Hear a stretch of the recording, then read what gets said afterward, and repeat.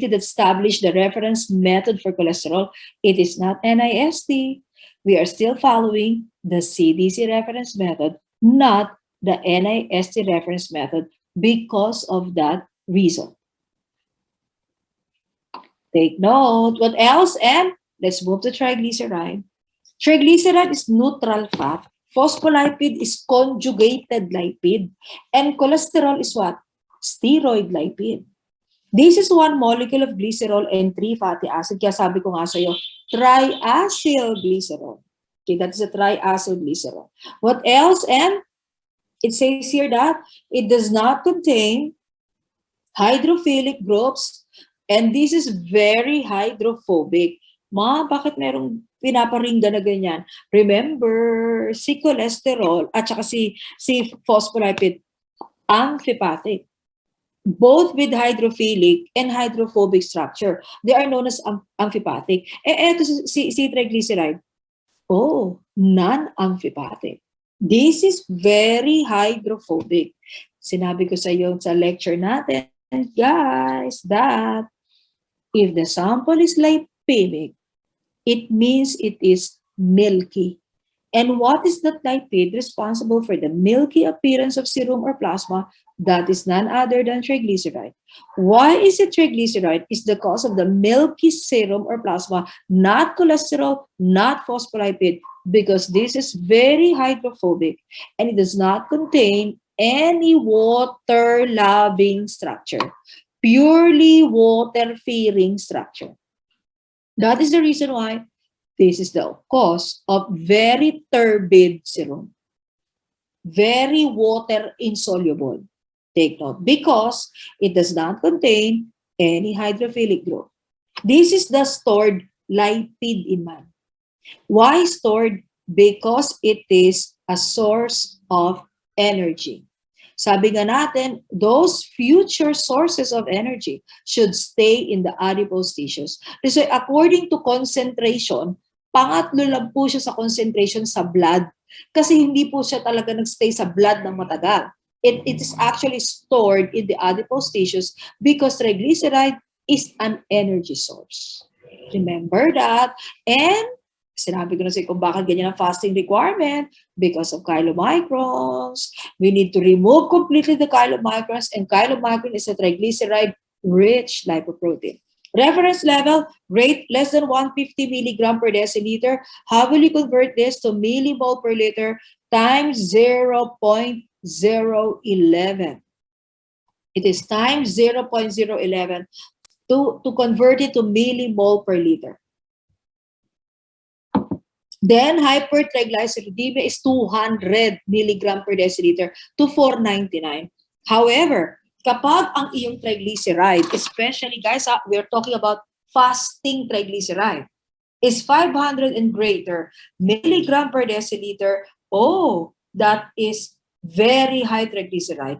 But according to me, ako guys, anong tawag ko kapag ang triglyceride sa serum, fasting serum, is already 500 and greater than 500. Because when you say greater than 500, 7, 8, 9, 1,000 milligram na. 2,000, 3,000. Huwag kang magugulat. Nag-clinical practice ka, baka encounter ka. Di ba? Nag-medicine ka, then you turn as a physician. Nakita mo, binigyan ka ng result ng medical technologist, 5,000 milligram per deciliter na triglyceride. Naku, wag ka, relax ka lang kasi ang pre-med mo, medical technology. So alam na alam mo bakit tumungtong ng 5,000 yon. Anong ibig sabihin nun? Severe hypertriglyceridemia, and that is one classic sign of what? Recurrent pancreatitis. Remember that. Pancreas is the source of lipase. And repeatedly take note, dysfunctional, it will reach that point that it will no longer produce enough lipase. And that will reach to what? Very high triglyceride. Remember, guys, that the favorite lipid of lipase is none other than that lipid with chains of fatty acids, and that is triglyceride. Take note. So, mom, what is the appearance if it is 500 and greater triglyceride? What is the appearance of serum? milky, because milky serum means exceeds 400 milligram per deciliter triglyceride. What else? And diagnostic significance. So, alam mo na kung ano ang reason bakit may trigly and chole, because they both evaluate cases of atherosclerosis. And remember that the chole and the chole and triglyceride are both predisposing factors to myocardial infarction. And also, sinabi ko rin kanina, the trigly is a secondary marker for thyroid dysfunctions. Okay, take note that that's why T3, sinabi ko that the cholesterol and triglyceride are both considered secondary thyroid function tests. It also measures the body's ability to metabolize fat. Kaya pa nag-exercise ka, di ba guys, sobrang pawis mo. Yun ang goal mo, to reach that very extreme perspiration because it means there was lysis of triglyceride. Oops! Ma'am, ano po ang sign that is risk for coronary heart disease? Because of atherogenic VLDL. That is having triglyceride of 200 and greater, that is risk for coronary artery disease. What else? And how about methodology? So how do we measure triglyceride? There are chemical methods known as the Van Handel and Silversmith and the Hans condensation method. Take note, the Van Handel and Silversmith and the Hans condensation method. These are both colorimetric chemical methods. Okay, these are both colorimetric chemical methods. Take note of that.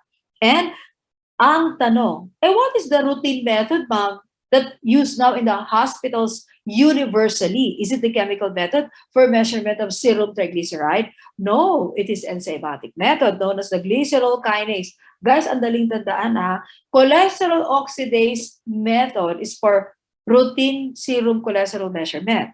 The glycerol kinase is for triacylglycerol measurement. Take note, the routine methods natin for chole and trigly, parehong enzymatic, guys. Ha? What is the major interference in the measurement of triglyceride? The presence of glycerol in the fasting serum. Ma'am, is it possible? Very possible. In fact, it says here that 1.5 milligram per deciliter, guys, glycerol in serum, that will give to what? That is actually equivalent to 40 milligram per deciliter increase of triglyceride. So, ibig sabihin, ma'am, the triglyceride reagent measures glycerol as triglyceride. Matagal na po, guys, because glycerol is also part of triacylglycerol. So, ibig sabihin, ma'am, the triglyceride reagent talagang measures glycerol. Correct. That's why it is the major interference. Because it is measured as triglyceride. What else? So, what is NIST? National Institute of Standards and Technology. What is RPM? Reference Material. Dapat, alam mo guys, dapat ano yan? RMP, hindi RPM. RMP. What is RMP? Reference Material Procedure. So, therefore, ang tanong na naman, ma'am, what is the committee that established the reference method or reference material procedure for triglyceride? Not NIST, it is CDC. There was a method developed by NIST, but it was again not accepted. Ang inaccept pa rin, yung dinevelop ni CDC. Take note of that. That's why I'm very specific. Marami nagtatanong dyan, bakit si Ma'am Rodriguez lagi yung sinasabi, bakit hindi na lang reference method? Bakit may CDC pa? There is an explanation. Okay, remember that, guys. Then we have the modified Van Handel and Silversmith. That is the reference method. Oops, this is a chemical method. So, anong iisipin mo na naman na summary? Ma'am, both the reference methods, both for cholesterol and triglyceride, chemical methods, truly. But they are not routinely used because it is the enzymatic method which is routinely used for measurement of both lipids. Here, the formaldehyde is the end product, and that is measured by chromotropic solution, or the sulfuric acid solution of chromotropic acid. Chromotropic acid is a unique reagent. It is only used in measurement of triglyceride. Okay? And what is the N color? Ang tinatandaan mo pa dito, isa yung N color. Why? Pink. Ma'am, pati N color, tatandaan namin. Yung N color lang ni triglyceride, you really have to remember. Why? Because look at the name of the reference method, modified Van Handel and Silversmith. Those with review books, what is the N color of the original Van Handel and Silversmith? What is the N color? That is actually what? Blue. Di ba nakalagay sa book? Blue. Yes, thank you for responding. Eto, pink. Ay, oo nga. Dapat pala talaga namin tandaan, ma'am, naman. Oops, ma'am, bakit siya naging pink? Because in Van Handel, kaya modified, we added silicic acid. Naku, nakalagay yan sa book mo. Silicic acid. What is silicic acid? It is an adsorbent that absorbs other fats present in the sample. Kaya pala ma'am tinawag na reference because you will remove the other in the references. Correct. By using silicic acid. Okay? Reference method of NIST, baka tanungin lang sa board exam sakali lang Reference method created by NIST for the triglyceride is the GCIDMS. Even for cholesterol, GCIDMS. But that is not the acknowledged reference method universally. It is the reference method created by CDC. Okay? NCEP, National Cholesterol Expert Panel. Ano yung ibig sabihin ng NCEP? National Cholesterol Expert Panel. CDC guidelines for acceptable measurement error. Well, total error greater than or equal to 15%, that is for trigly. Coefficient of variation or coefficient of error is 5% or less, same with the bias. That is for triglyceride. Then how about, kaya guys, pinaliwanag ko na yan kanina kung bakit hindi ina-acknowledge yung ka-NIST kasi napakaliit naman nung bias. No, para ibahin natin yung methodology. That's why we're using the methods developed by CDC. What else? How about lipoproteins? Okay, lipid first, then we have the lipoproteins. For the lipoproteins, definitely, okay, bago tayo pumunta sa lipoproteins, remember that there are 5 forms of lipids present in human blood. Okay, there are 5 forms of lipids present in human blood. Yes, phospholipid is the most abundant, but it is not routinely measured. Take note of that. It's not routinely measured. What else? And remember that there are only 2 lipids which are part of the routine lipid tests. We have the cholesterol and triglyceride. And what's the purpose of these 2? Oh, they both evaluate the extent or the severity of atherosclerosis.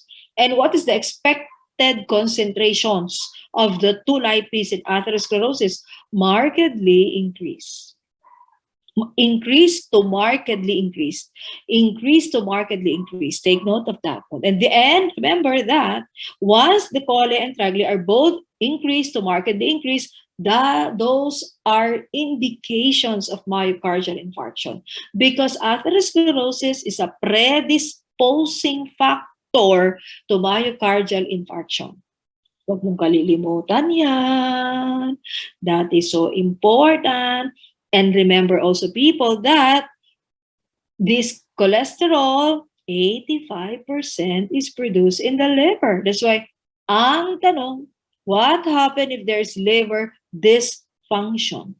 The liver, guys, failed to produce. O ano mangyayari sa concentration ng cholesterol sa blood? Decrease. That is definitely decrease. Remember, if the fasting serum cholesterol, lalo na ang fasting serum cholesterol is less than 100 milligram per deciliter, 90, 80, 70, 60, 50 milligram per deciliter, that is question mark. Why? The liver should be checked. Baka si patient merong liver dysfunction.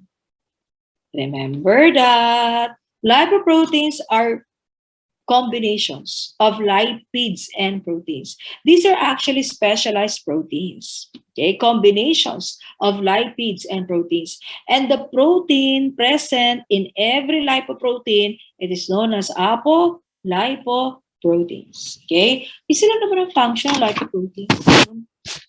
Isa, kahit, ma'am, ibig mong sabihin kay major, kay minor, kay abnormal lipoprotein, ma'am, isa lang ang function. Siyempre, they transport lipids. Yun lang. Ganun lang kasimple. Especially the two major lipids, the cholesterol and triglyceride.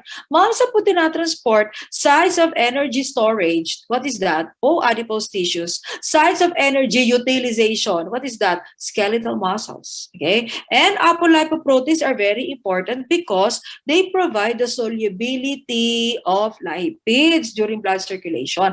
Kaya ang tanong, bakit si lipid naging soluble? May apolipoprotein. Apolipoprotein is a specialized protein. Baka makalimutan mo yan, guys. It is a specialized protein present in every lipid. So lipid plus apolipoprotein is equivalent to what? Lipoprotein. Okay? And in case you want to take a QR code, ma'am, ayoko nang store yung picture na yan, QR code na lang, o QR code Pag in-scan mo yung QR code na yan, ano ang makikita mo, guys? Yan, para lang maalala mo kasi baka nakalimutan mo, children eh. Ma'am, sabi ko pa ng sabi mula kanina, may cholesterol ester, may triglyceride, may phospholipid, tsaka may free cholesterol. Yes. Tandaan mo, children. Huwag mo kakalimutan. Si cholesterol ester, cholesterol ester, siya yung nasa inner core ng lipoprotein.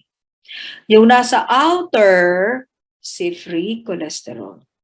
Take note, inner ester, outer, the free cholesterol, including phospholipid outer. So, anong matatandaan mo? Ma'am, you mean the surface cholesterol is the free cholesterol. Truly, madly, deeply. Because the phospholipid is also outside. But you have two forms of cholesterol. What else?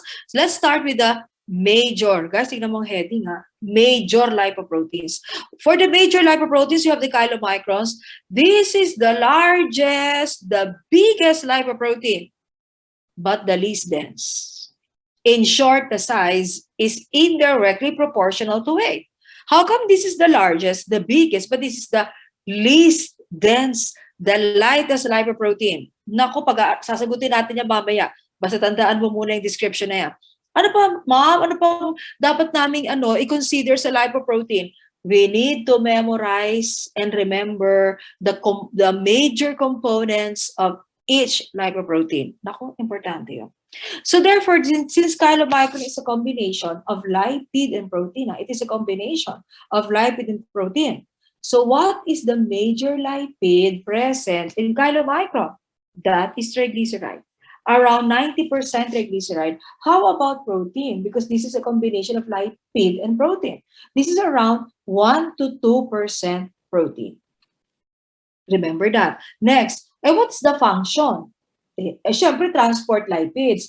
At what level? And which lipid should be transported? Well, wala namang kaduda-duda, guys. What is the major lipid present in every chylomicron? Triglyceride. So obviously, what is the role of chylomicron? To transport lipid. Which lipid? The triglyceride. What form? The dietary triglyceride.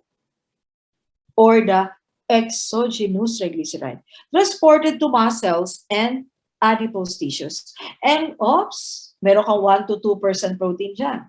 What is that protein specifically? Siyempre, sagot mo, apolipoprotein. What specific apolipoprotein? The ApoB48 is the major protein, guys, in chylomicrons. The major proteins in chylomicrons, that is the ApoB48. In fact, ApoB48 is only found in chylomicrons. We know that is only found in chylomicrons. Walang ibang may ApoB48, kundi si chylomicrons. And small amount of ApoC and E. How about pre-beta lipoprotein? Before we go to pre-beta, ma'am, bakit siya largest? Because it has the most amount of total lipid. Chylomicron is 98% total lipid, 98% total lipid, and around 2% protein. So why largest? The most amount of total lipid. Eh, bakit siya least dense, ma'am? Because it is only 2% protein. The main reason why it is the least dense, the lightest lipoprotein, because it is only 2% protein. Second reason, because it is 98% fat. So it is like when you drop chylomicron in a glass of water, it's always floating. It is the floating lipoprotein. Do not forget that, because it is only 2% protein. Next, how about the pre-beta lipoprotein, or the VLDL, the very low density lipoprotein? Let's start again with the composition. What is the major lipid present in pre-beta? Triglyceride. How many percent? Around 65%. How about protein? This is 6 to 10% protein. Take note, guys, this is around 6 to 10% protein. And mayroong N. What is the second major lipid present in pre-beta? Second lang ang sinabi ko, cholesterol. What is the concentration? 16 to 22% cholesterol. So in other words, still, what is the major lipid in pre-beta? Triglyceride. And what is the function of VLDL? Ay, syempre to transport lipid. Which lipid? Triglyceride. What form? Endogenous triglyceride. Guys, very specific yan, The chylomicrons transport the exogenous triglyceride. Si VLDL, endogenous triglyceride. That triglyceride produced in the liver, then that will be transported to skeletal muscles, the adipose tissues or fat depot, and peripheral tissues. Since VLDL is also transported from the liver to peripheral tissues, nako, and our peripheral tissues are VLDL, most atherogenic transporter of triglyceride. VLDL, do not forget, this is the atherogenic transporter of triglyceride. Bakit atherogenic? Because the endogenous triglyceride from the liver is transported to peripheral tissues and also arteries. Do not forget that. And this is the major transporter of the fasting triglyceride. Also the major transporter of the fasting triglyceride. And what is the major protein found in pre-beta? We have ApoB100 and small amount of ApoC and E. Take note, this is the atherogenic transporter of triglyceride, not the chylomicrons. Next, how about the good cholesterol? The good cholesterol is none other than the alpha lipoprotein, also known as the HDL.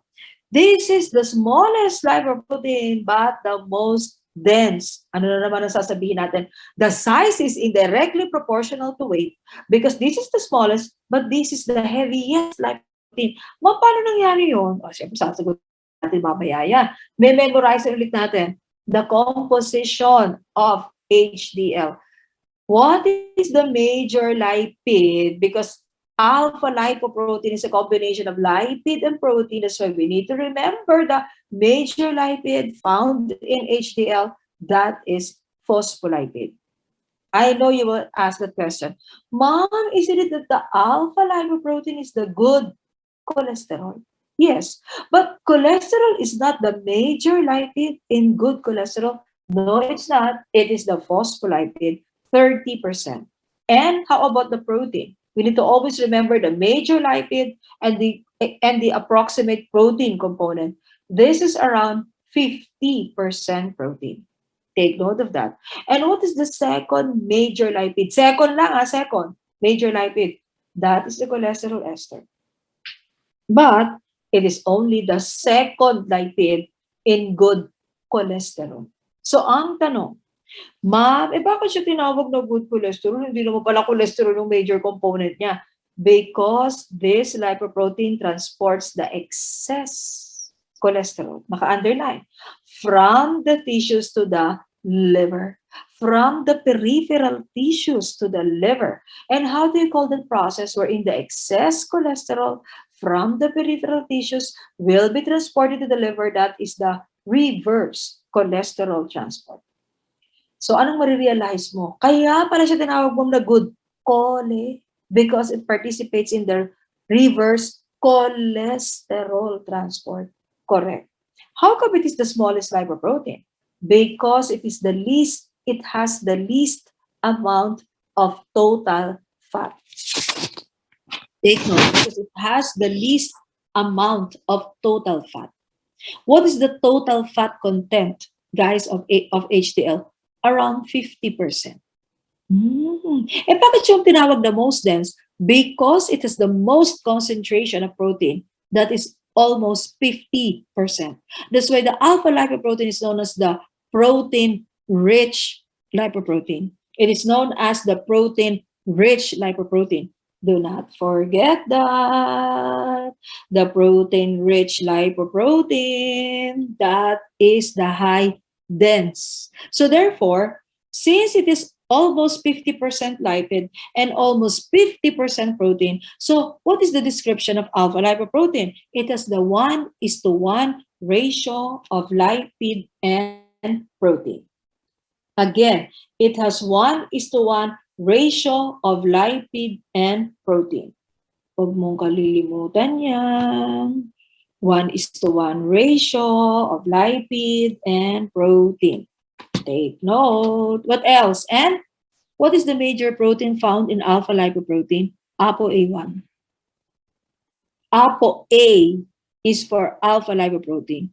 ApoA1 is the major protein in HDL, followed by ApoA2 and ApoC.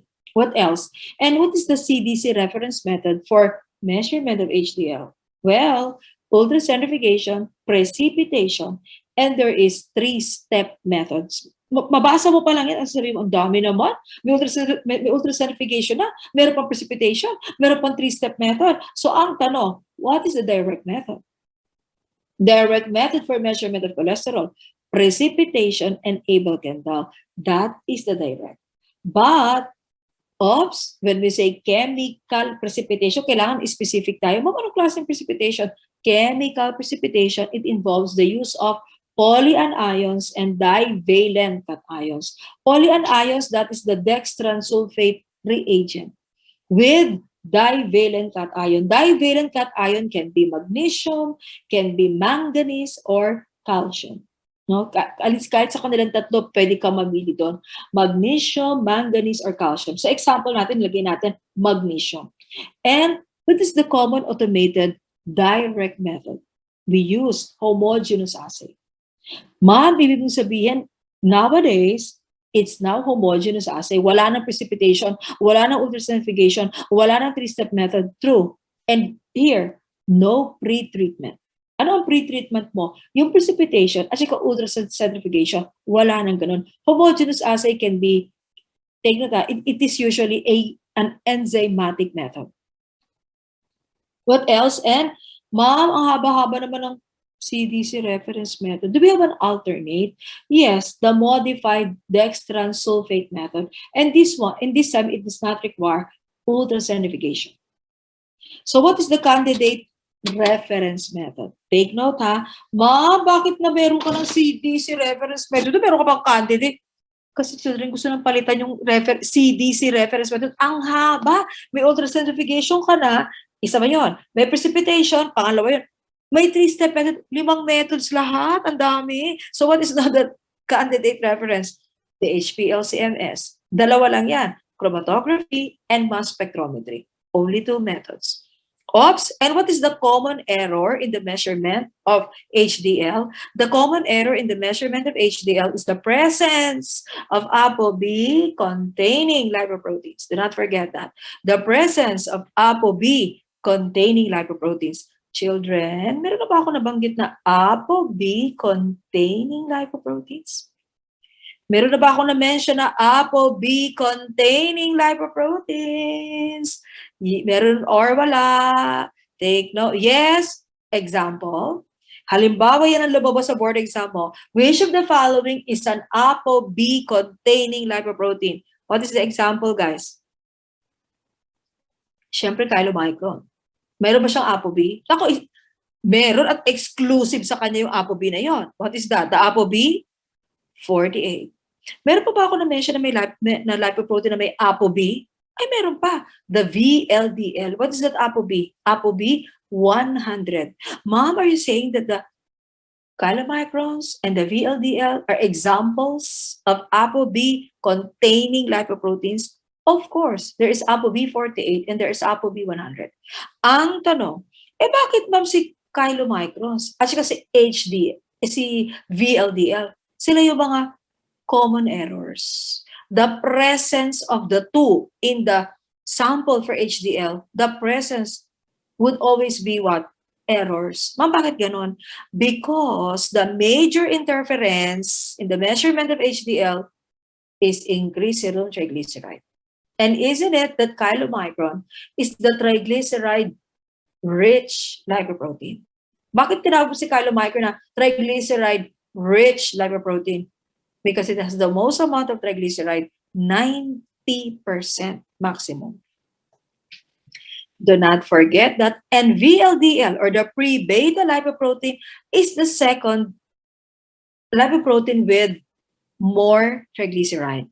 How much? 65%. But sino pa rin yung triglyceride-rich lipoprotein? That is chylomicrons. So you mean, ma'am, the interference in the measurement of HDL is a milky sample? Truly, because elevated triglyceride, especially more than 400, will lead to milky sample. Triglyceride is the interference, the increased concentration. Reference value, 40 milligram per deciliter is the cutoff. So what is the meaning of that cutoff?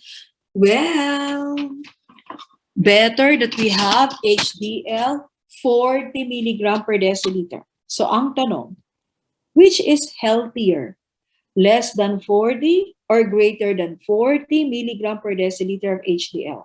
Which is healthier? And we are not prone to atherosclerosis.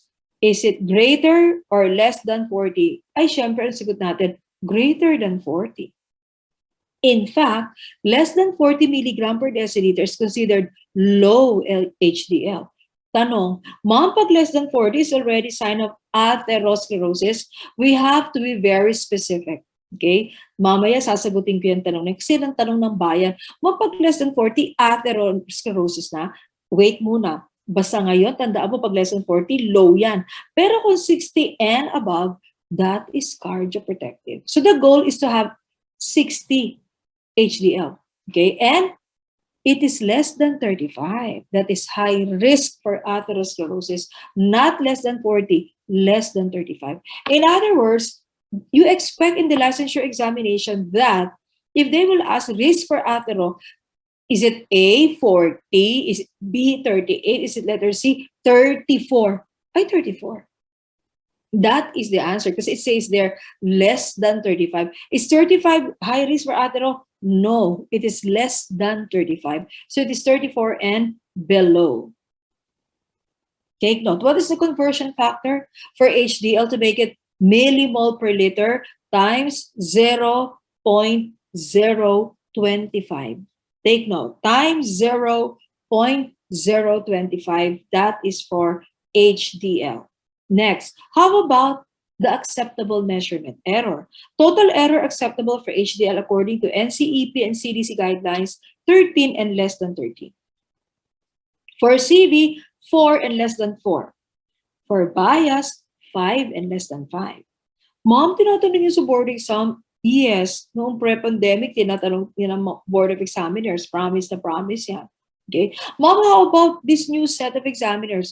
We do not have any idea. We will all pray na Lord, sana masagot po namin lahat ng questions. Kayang-kaya mo yan. And take note, guys, that our new set of examiners, they will, of course, take note, read and get questions from your textbooks and from the reference books. Okay. What else? How about beta lipoprotein? The bad cholesterol is the LDL. I'm sure you will ask, Ma'am, bad chole na to, Mama. Baka this time, It is now the cholesterol which is increased. Let us check. This is the most abundant lipoprotein, whether we like it or else. Mom, you mean we are all prone to atherosclerosis since birth? Parang ganun na nga. Because this is the most abundant lipoprotein. In fact, it is 50% of the total lipoprotein in plasma. Mom, bakit ang dami-dami niya sa blood? Because this is the major end product of VLDL catabolism. Imagine, si VLDL po, pag na-lie sa liver, the final product of VLDL catabolism is LDL. Naku, kaya pala ang dami. Lahat ng VLDL, LDL, mom? Correct. Question. Eh, bakit natin siya tinawag na bad cholesterol? Because this is the cholesterol-rich lipoprotein. Because this time, this is the cholesterol-rich lipoprotein. This is the only lipid with the most amount of cholesterol. And how about protein? It is 18 to 22% protein. Next, ma'am, bakit pa siya tinawag na bad chole? Porke cholesterol-rich lang? Porke marami lang siyang cholesterol? Bad cholesterol na? What is the second reason? Because the LDL transports the dietary cholesterol to peripheral tissues. The role of HDL is reverse chole-transport to transport the excess cholesterol from the peripheral tissues and bring it to the liver. Mom, you mean the excess cholesterol in the peripheral tissues are mostly dietary cholesterol? Correct. Di ba kaya sinabi ko sa iyo, children, isn't it that the number one cause of having hypercholesterolemia is always the lifestyle, which includes the diet. Kaya nakalagay dito, guys, this is the transporter of dietary chole. And chylomicron is the transporter of dietary triglyceride. Kaya pala, ma'am, siya naging bad cholesterol pa. And remember, if the dietary cholesterol will reach the peripheral tissues, then it is the most atherogenic lipoprotein. Why it is the most atherogenic lipoprotein? Because it transports the most atherogenic lipid. And what's the most atherogenic lipid? Cholesterol. Ma'am, di ba si HDL, sabihin mo, ma'am, di ba si HDL nagtatransport din ng cholesterol? Yeah, but reverse. That's why this is the most atherogenic because it transports dietary chole to peripheral tissues. That will cause buildup of cholesterol. That will cause atherosclerosis. That's why this is the most atherogenic lipoprotein because it transports the most atherogenic lipid. That's why this is a primary marker for the coronary heart disease risk, and this is the target for cholesterol-lowering therapy drugs, just like the statin drugs. OPS, the major protein, is the ApoB100. It has 18 to 22% protein and most is ApoB100. Children, ano yung sinabi? Major lipoprotein also with ApoB100. Wala mabubuklat ng notes, ha? It also has ApoB100, VLDL. Excellent. Okay, the answer is VLDL. Do not forget that. So, ang tanong, children, ma, bakit si beta lipoprotein at si pre-beta lipoprotein? Para pareho ata sila ng apolipoprotein. Because take note that the major end product of catabolism of pre-beta is the beta lipoprotein. That's why they share the same apolipoprotein. Reference or direct method, beta quantification. OPS, there is a reference method, there's a direct method, but that is an expensive method. Take note. Reference level is less than 100 milligram per deciliter, and that is actually described as optimum or desirable. If it is 160 to 189 milligram per deciliter, that is considered high LDL. Remember that. And 190 and above, that is very high LDL. And when is the usual start of treatment or therapy? If it is in the category of high, 160 to 189. We don't wait for 190. That is getting severe. What else? And how about the NCEP-CDC acceptable measurement error for LDL. 12% and less is the total error. The CV is 4% and less. And the homogeneous assay, no, meron tayong homogeneous assay then for LDL, is less than 3%.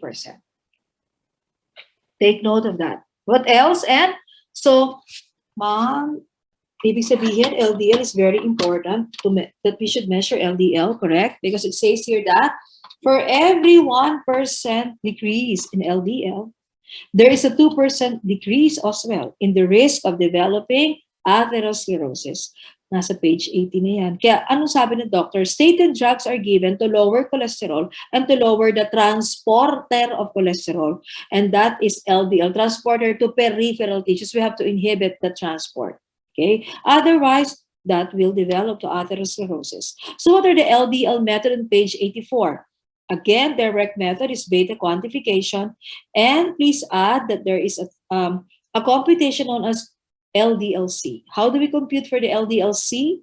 Bottom fraction cholesterol minus HDLC. Meaning, under direct method beta quantification, we have also calculation, and that is LDLC is equivalent to bottom fraction cholesterol minus HDLC. Ma'am, paano ba i-compute si total cholesterol? If ever, that will be asked in our exam. No? Don't forget, the total cholesterol in bottom fraction is LDLC plus HDLC. Naku. The concentration of LDL cholesterol plus HDL cholesterol. Ma'am, bakit may LDL-C? Bakit may HDL-C? Because they are both transporters of cholesterol. What else? And how about the indirect method? For the indirect method, this mathematical computation. Oops, how do we compute for total cholesterol? VLDLC plus LDLC plus HDLC. That is under the indirect method. And how do we compute for LDL? First, remember that LDL is currently considered the most important value in assessing cardiac risk and directing therapy. Let me say that again. This is the most important value in assessing cardiac risk and in directing therapy. That is the LDL-C. Okay, take note of that. What else? And guys, tandaan ha, may indirect method tayo. Meron tayong direct method. Direct method is the beta quantification. That is an expensive procedure. So ang tanong, ma'am, how do we compute for the indirect method, LDL? Kasi ang nakalagay dyan, indirect method, total cholesterol. Eh, how about the LDL? That is the formula. LDL-C is equivalent to total cholesterol minus HDL minus VLDL. That is total cholesterol, guys, minus HDL minus VLDL. Mom, do we have reagent for total cholesterol? Yes. Mom, do we have reagent for HDL? Yes. Mom, do we have reagent for VLDL? Meron din. At saka meron din indirect method. So what do you mean by indirect method? Mathematical computation. Kaya pagdating mo sa actual practice, ma'am, bakit gano'n? Wala naman kaming reagent for LDL. We do not have a physical reagent for LDL. How come this result form, merong LDL? Diba? Pag print out na ng machine yung result form, bakit meron pong LDL? So what is our answer there? Well, because there is an indirect method. And this indirect method is already integrated. This is placed to all chemistry and analyzers. Nakasama na po yung formula na yan. Nakaprogram na yan sa lahat ng chemistry analyzers universally.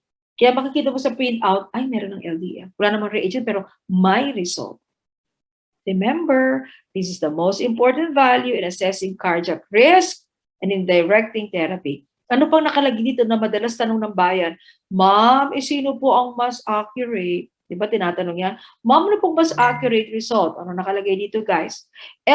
LDL-C can be measured using both direct and indirect methods, meaning you have a direct reagent, beta quantification. Either has been used to establish the relationship between LDL-C and risk for CHD. Ibig sabihin, whether you use direct or indirect, that result is reliable.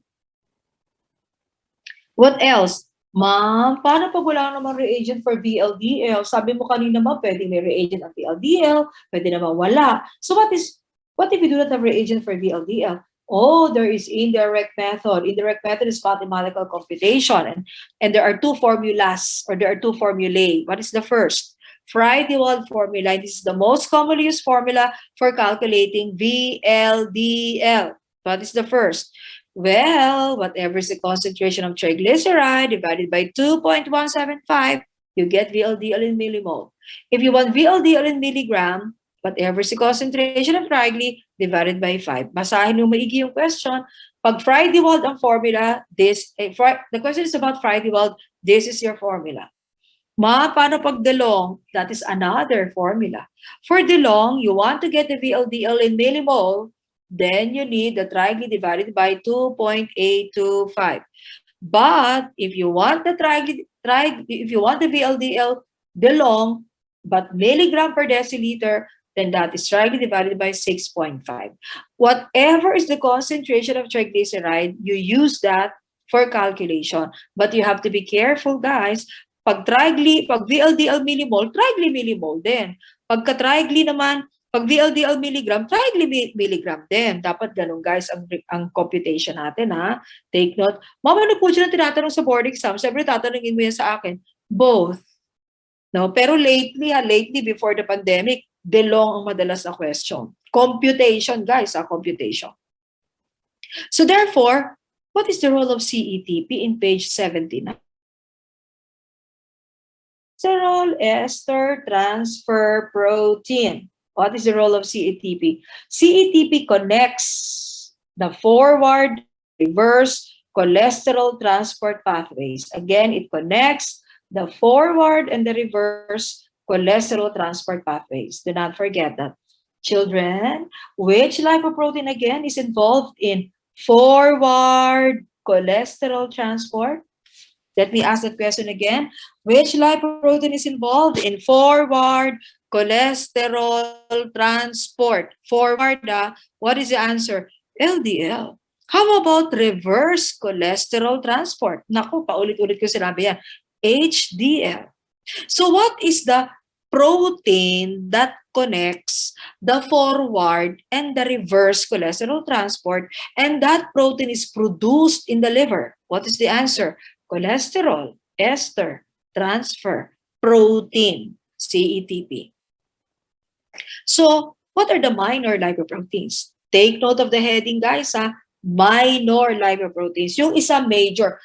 Kaya, people, eto napakadali niyan sa board exam, Pagka tinanong ka sa board exam, guys, which of the following? So, ano nabubuong answer sa mind mo? Ano kaya itong tanong na to? VLDL, LDL, HDL, or chylomicrons? Take note. Next thing that you have to remember in major lipoproteins, how will you differentiate and how will you separate the four major lipoproteins? How will you differentiate it? Easy. You just have to remember the transport functions of the major lipoproteins. What do you mean by transport functions? Well, the lipoproteins are transporters. So ang tanong, paano may di-differentiate silang apat? Remember that 2 of the 4 major lipoproteins are transporters of cholesterol. And the remaining 2 are transporters of triglycerides. Period. Next, what are the 2 transporters of cholesterol? Oh, there is a forward direct transport and there is a reverse indirect transporter. The forward is LDL, the reverse is the HDL. How about the 2 remaining major lipoproteins? Oh, the transporter of the exogenous trigly versus the transporter of the endogenous trigly. So simply, how do we differentiate the 4 major lipoproteins? Based on their transported lipids. There are 2 for the cholesterol and the last 2 for triglycerides. Huwag mong kalilimutan yan. That is so important. How about the minor lipoproteins? Ma'am, ang minor lipoproteins ba normally produced inside the human body? Oh yes, these are normally produced. Let's start with IDL, the intermediate density lipoprotein. Ma'am, bakit yung tinawag na intermediate? Siyempre, tatanungin mo na naman yan sa mind mo. Because these are the initial products of VLDL catabolism. Oops. Pag nalyze po ang VLDL sa liver, what is the first or the initial product of the VLDL lysis? It is the IDL, the intermediate density lipoprotein. And later, the IDL will be converted to LDL. That is the reason the IDL is the subclass of LDL.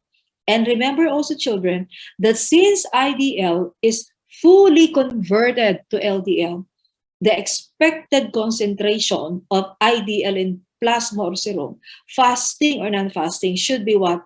0. Because the presence of IDL in whatever serum or plasma sample, that is considered abnormal.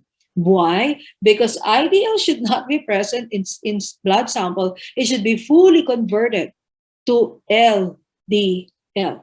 Is it normally produced in the body? Yes. Is it normally measured in plasma or serum? Never. In whole blood? Never. Why?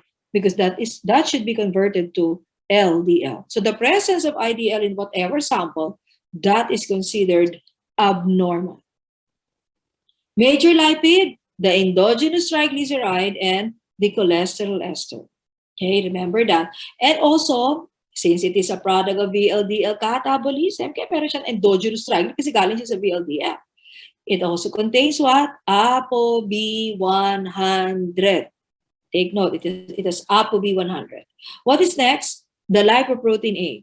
For the lipoprotein A, guys, it is similar to LDL in terms of density and composition. Okay, similar to LDL in terms of density and composition. So anong tatandaan mo dito una? Tatandaan mo agad. Si IDL, subclass of LDL. Subclass yun ha, subclass kasi nga, that will be converted to LDL. Pero si lipoprotein A is not subclass. It is similar to LDL. The underline yung subclass kasi similar. Ito similar to LDL. Similar in terms of density and composition. Take note of that. Similar in terms of density and composition. So ang tanong, what is the major lipid present in lipoprotein A because it is similar to LDL in terms of composition? What is now the major lipid present in lipoprotein A? What is the answer? Of course, it is cholesterol. Because the major lipid present in LDL is cholesterol. So ano rin kay lipoprotein A? Kasi similar sa composition. Ay, syempre, cholesterol. Take note. What else? However, when it comes to electrophoresis, migration, it is similar with pre-beta. Pre-beta is VLDL. It is a co-migrator of VLDL. So when you put together the composition, the density and the migration of lipoprotein A, it is now the sinking pre-beta lipoprotein. The sinking pre-beta lipoprotein. Question, ma'am, di ba ma'am si pre-beta, hindi naman siya sinking? Guys, tandaan natin sino ang floating lipoprotein? Because it always floats kasi nga 2% protein lang. Remember si chylomicrons yun. Nandun yung sa taas ng specimen mo kasi nga floating siya. Which lipoprotein will float in the middle of the serum or plasma? Sa middle siya nagpo-float and not floating on the periphery, but floating in the middle of the sample. That is the lipoprotein with 65% triglyceride and 6 to 10% protein. Nagpo-float siya, hindi sa periphery, but middle of the sample. That is VLDL. Sino ba mang sinking lipoprotein? The original sinking lipoprotein. That lipoprotein with 18 to 22% protein. And that is LDL. Kaya ano nakalagay dito? The density of lipoprotein A is similar to LDL. That's why it is a sinking lipoprotein, because the original sinking lipoprotein is LDL. And since it is similar to density, then it is the sinking pre-beta. Why pre-beta? Same electrophoretic pattern with VLDL. Sinking pre-beta lipoprotein. Oops, ma'am, bakit mo po dinidiscuss si lipoprotein A? Because this is the proatherogenic lipoprotein. The proatherogenic lipoprotein. It is an independent risk factor for atherosclerosis. So is it normally produced in the body? Yes. Is it normally measured? Oh, yes. See, IDL normally produced but never measured because it is converted completely to LDL. Major lipid, naku, sinabi ko na sa'yo, cholesterol yan kasi nga, it is similar to LDL in terms of composition. And also it has phospholipid because phospholipid is the second major lipid in LDL. And wala namang kaduda-duda, it is the same apolipoprotein of LDL, the ApoB100. Huwag mo kalilimutan guys, the most atherogenic lipoprotein is LDL. The proatherogenic, that lipoprotein is similar to LDL. What is that? That is lipoprotein A. Mom, are you telling us that lipoprotein A is the second transporter of cholesterol to peripheral tissues? That's why it is an independent risk factor for atherosclerosis. Correct na correct. Kaya nakalagay dyan, proatherogenic lipoprotein. This is the second transporter of dietary cholesterol to peripheral tissues. Reference value less than 14 milligram per deciliter. And computin natin ang conversion factor. For the conversion factor, it is, oops. 2.5 millig. 2.5 is a conversion factor to make it nanomole per liter. Okay, 2.5. Tandaan guys, yung mga naka-orange na yan. That's very important. High risk is 31 to 50 milligram per deciliter. That is considered high risk for atherosclerosis. Remember, this is the second transporter of cholesterol to peripheral tissues. What else? And ApoB100 is the most abundant ApoB in the fasting state. The most, syempre, bakit siya ang most abundant? Si VLDL may ApoB, si LDL may ApoB, si lipoprotein A may ApoB, talaga siya na ang most abundant ApoB in the fasting state, the ApoB100. Because the lipoprotein A and the LDL and the VLDL all with ApoB100. How about the formula for lipoprotein A? Okay, kindly copy. Lipoprotein A, C. So, bakit may C na naman? Because it also transports cholesterol and significant concentration of cholesterol. Is 0.3 times LPA mass. Okay? Yung LPA mass, yan yung mini-measure. Paano pag mataas si LPA? Is it important to have corrected LDLC? Oh, yes. Guys, pag tinanong sa exam, ang lipoprotein A mo daw, sumobra pa sa 50. So therefore, there should be corrected LDLC computation. And what is the corrected LDLC computation? Total cholesterol is minus HDL minus VLDL, because slightly over 5 is VLDL. Minus VLDL minus lipoprotein A. That is the corrected LDLC in the presence of elevated lipoprotein A, meaning usually greater than 50 milligram per deciliter. What else? How about abnormal lipoproteins? For the abnormal lipoprotein, guys, bakit namin sabihin ng abnormal? Not, of course, it is not measured in healthy blood. This is only measured during These lipoproteins are only measured during disease process. That's why it says they're abnormal lipoproteins. Lipoprotein X, sa title pala, abnormal na. Ma'am, bakit X? Because this is the only lipoprotein that will move or will migrate to cathode instead of anode. Remember, I explained in electrophoresis that during electrophoresis, proteins or anything with proteins, the migration is toward anode and not cathode. Eto, papunta siya sa cathode. So, tinawag siyang X. Lipoprotein X. Take note. Ang sabi ko sa iyo, hindi ito na-measure sa healthy blood, only in a disease process. This is increased in obstructive jaundice and LCAT deficiency. Obstructive jaundice is also known as post-hepatic jaundice.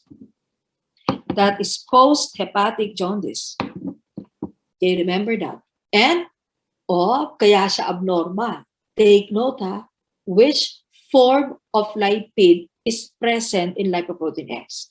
Children, if it is major and minor lipoproteins, the form of cholesterol, which is increased both in major and minor lipoproteins, is the cholesterol ester, because that is the most abundant form of cholesterol, normally speaking. Pero, pagdating kay abnormal lipoprotein X, what is the major lipid found in this abnormal lipoprotein? Free cholesterol. I'm sure you will ask me, Mom, you mean the presence of free cholesterol is abnormal? Ay, hindi naman. If it is more than 30%, that is abnormal. Because cholesterol ester is 70%. Unesterified is 30%. Siya, 90%. Ay, kaya pala abnormal na. Truly. Okay? It has ApoC and albumin as proteins. Okay? These are the protein components. How about beta VLDL? Naku, sa title pa lang, abnormal na. Bakit? Children, si beta lipoprotein ba ay floating? Hindi siya floating. Sinking lipoprotein. Ang floating mo, floating at the periphery, that is the chylomicron. Floating in the middle of the serum or plasma, that is the pre-beta VLDL. Ito floating beta. That is abnormal because beta should be sinking. Tingnan mo nila yung pangalan niya, beta VLDL. That is also abnormal because when you say beta, that is LDL. Kasi ang VLDL, pre-beta. Ay, kaya pala to abnormal na. And sabi ko sa iyo, wala yan sa healthy person, only in a disease process such as type 3 hyperlipoproteinemia. It is present in this condition, and type 3 hyperlipoproteinemia is also known as this beta lipoproteinemia.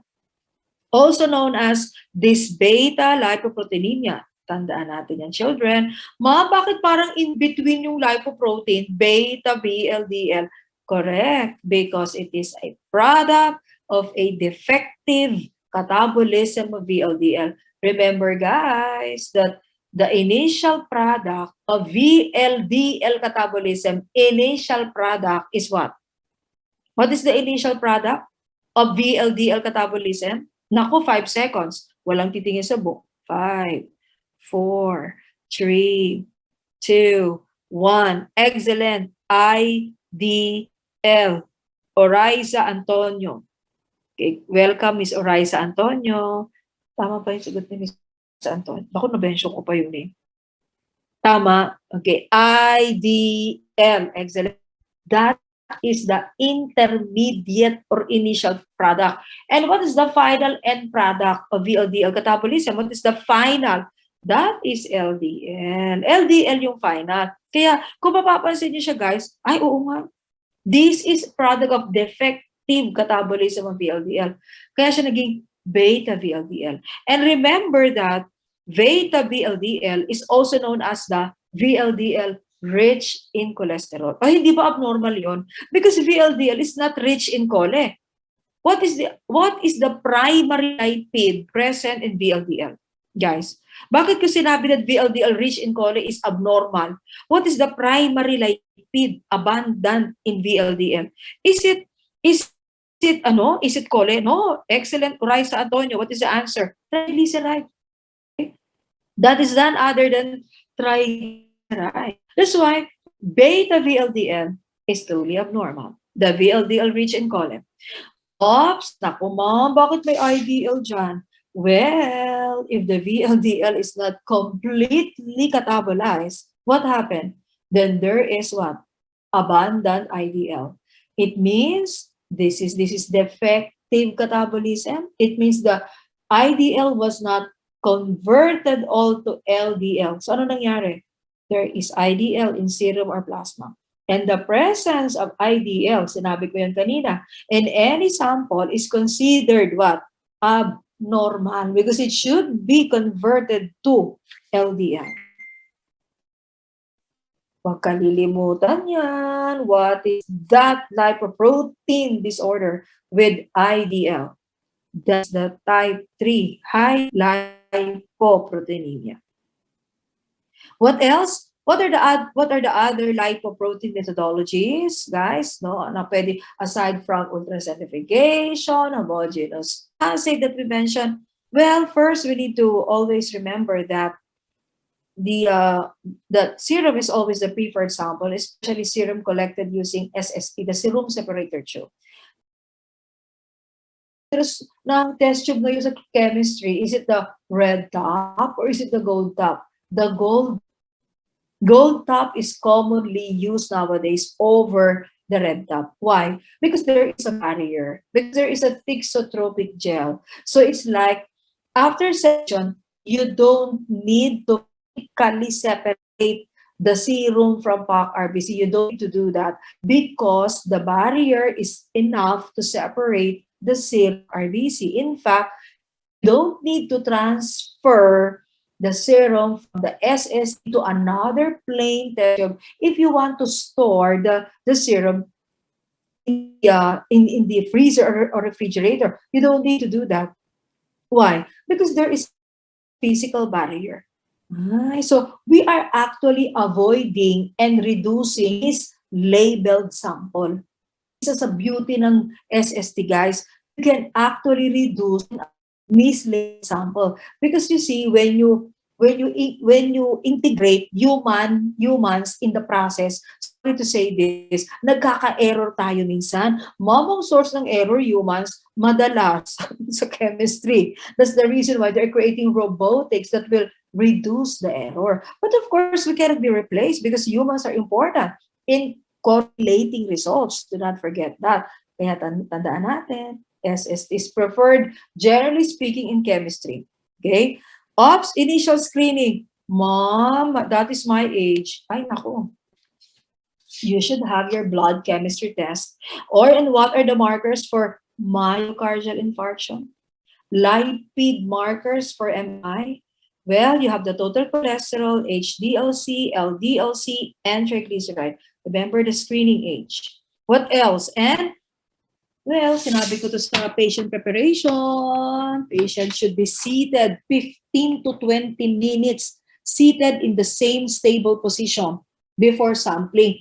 However, according to NCEP, 5-minute stable position or posture is enough. We don't need to wait for another 10 minutes, just 5 minutes, as long as it is for the lipid and lipoproteins. What else? And ultracentrifugation is the reference method for lipoprotein measurement. That is the reference method. That is quantitation of lipoprotein. And when you say ultracentrifugation, it is actually based on the triglyceride and protein content of each lipoprotein. So therefore, if ultracentrifugation is based on triglyceride and protein content of each lipoprotein, children, after ultracentrifugation of the 4 major lipoproteins, which of the 4 major lipoproteins, because this is based on triglyceride and protein content, take note, has 90% triglyceride and 2% protein. And because of 90% triglyceride and 2% protein, it will float all the time. After ultracentrifugation, nandun siya sa first layer above. What is that? Chylomicrons. And the second, floating in the middle, is 65% triglyceride and 6 to 10% protein. Naku, sino yung floating in the middle of the specimen after ultracentrifugation? That is none other than VLDL. And which lipoprotein is sinking? Because it is, remember, it is 18 triglyceride and around 18 to 20, 15% triglyceride and around 18 to 22% protein. Kaya naging sinking na siya.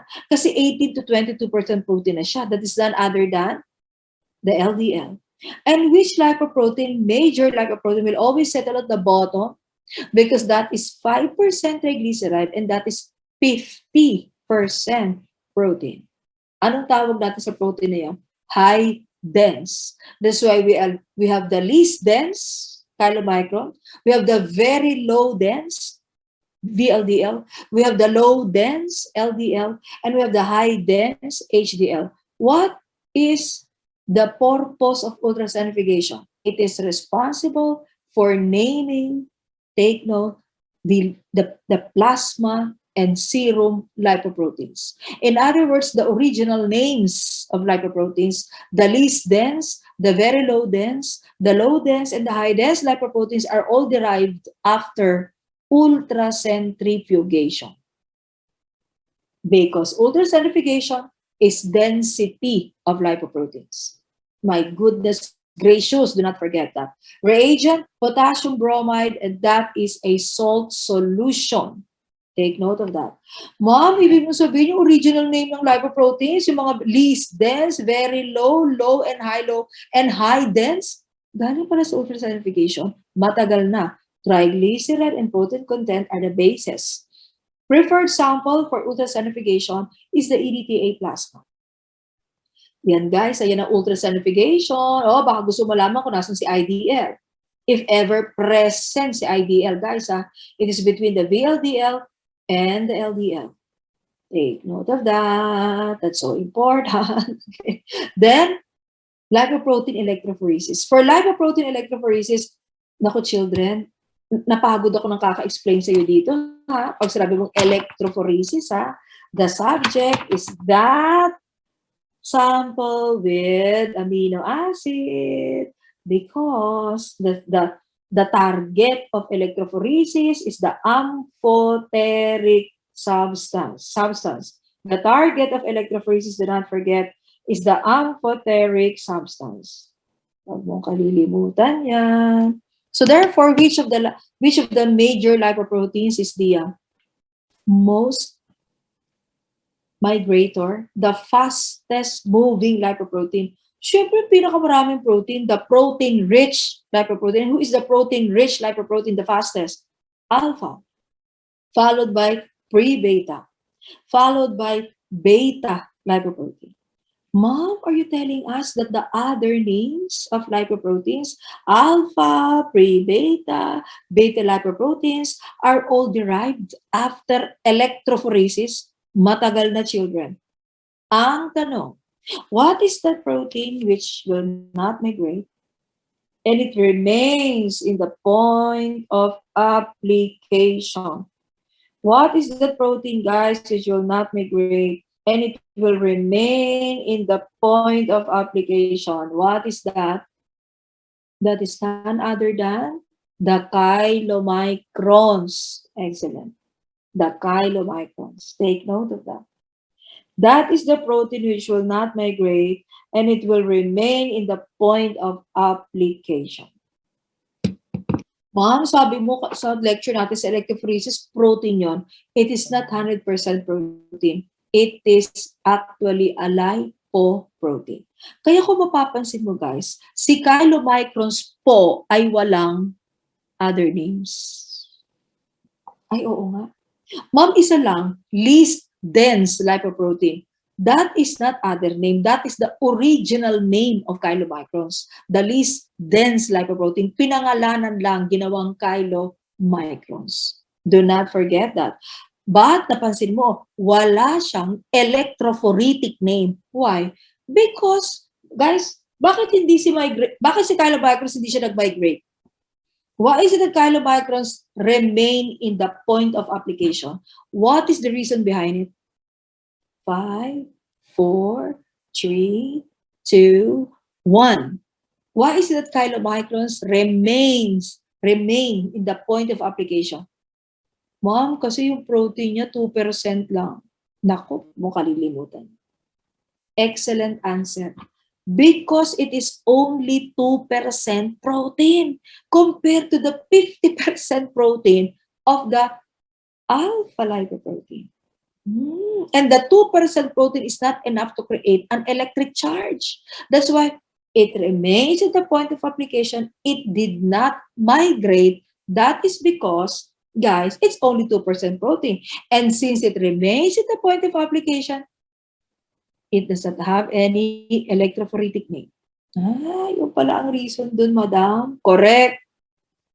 Kaya pag in-scan mo yung QR code na yan, ano ang makikita mo sa QR code? The electrophoretic pattern of proteins, or rather of lipoproteins. Take note of that. Take note. Ngayon, alam mo na people, yung other names ng lipoproteins came from electrophoresis. Preferred sample. Be careful with the sample.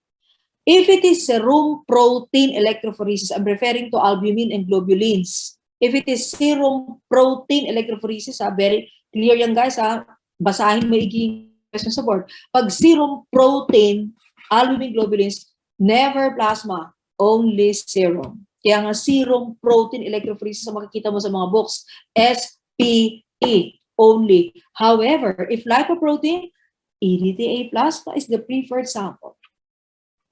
Kapag lipoprotein electrophoresis, it is the EDTA plasma. What else? Ops, the third method, those who have handbooks, please copy this. Wala yan sa handbook mo guys, or baka nandiyan, nakalimutan ko na, the 2020 edition. NMR spectroscopy. What is NMR spectroscopy or NMRS? Nako, very important ito.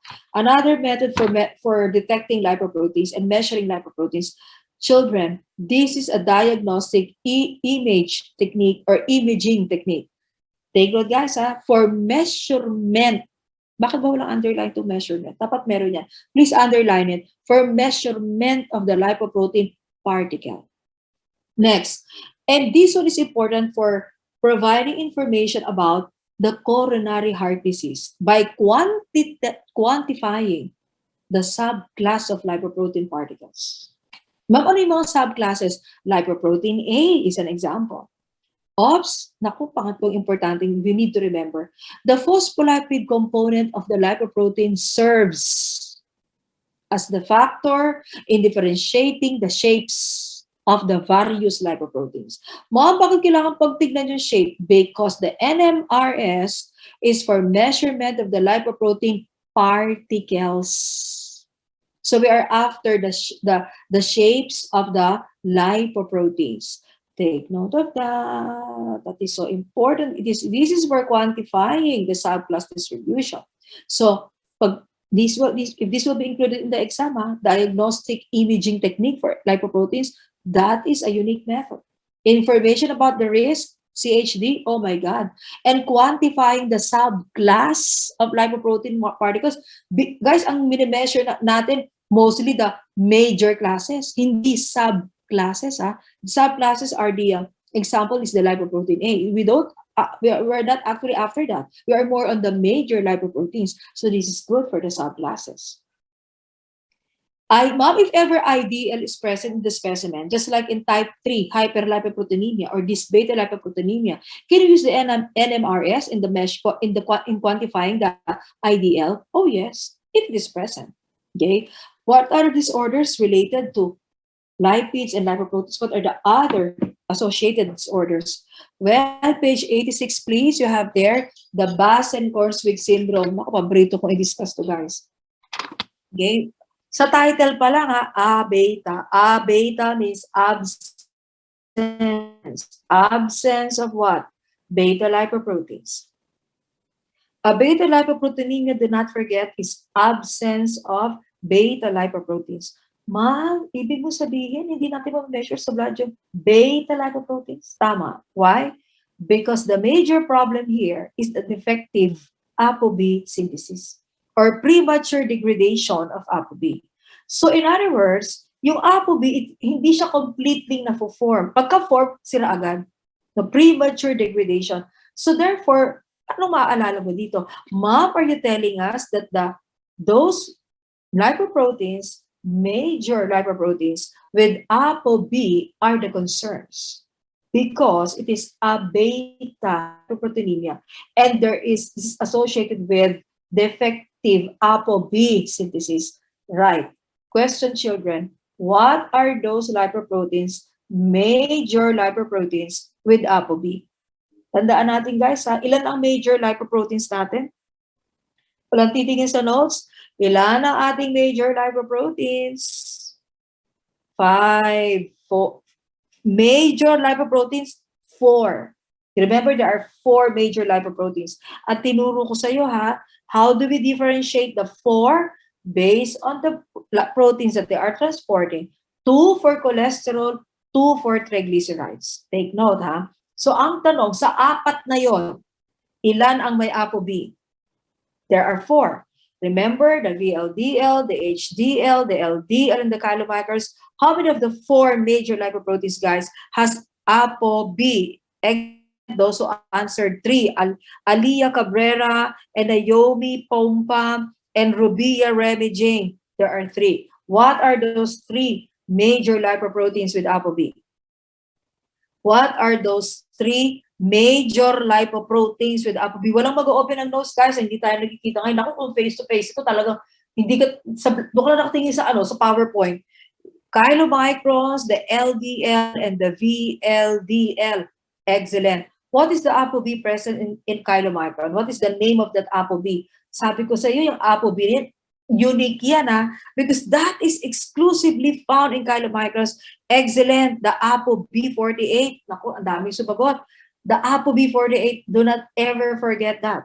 Okay, what else, guys? So, ang tanong, ma'am, ibig mo sabihin niya may ApoB48 at may ApoB100? 0 ang concentration sa serum and plasma. Exactly. Deficiency of VLDL, LDL, and chylomicrons. Hindi lang basta deficiency yan. Bakulit pa tong lecture na to. Anong nakalagay? Undetectable level. Ma'am, 0 naman. Because that is a beta lipoproteinemia. Naku, Diyos ko, pag tinanong ko sa board exam, what is the disorder characterized by undetectable chylomicron? A beta. Undetectable VLDL. Bas-Hornswig. Undetectable LDL. A beta lipoproteinemia. Tanong, if these are all undetectables, what is the only remaining major lipoprotein in the blood sample of this patient with Bas-Hornswig syndrome? HDL, excellent. That is the only remaining, Oriza Antonio, HDL. Bakit siya lang ang natira? Bakit si HDL lang ang natira na major lipoprotein sa blood ni Basen? Because Raymark Antonio and Magleos Ed, or pagsasama ko ng mga pangalan, guys, because Raymark Magleos said, Mom, and Oriza Antonio said, Mom, because it contains ApoA and not ApoB. Guys, are you learning? Are you enjoying the lecture?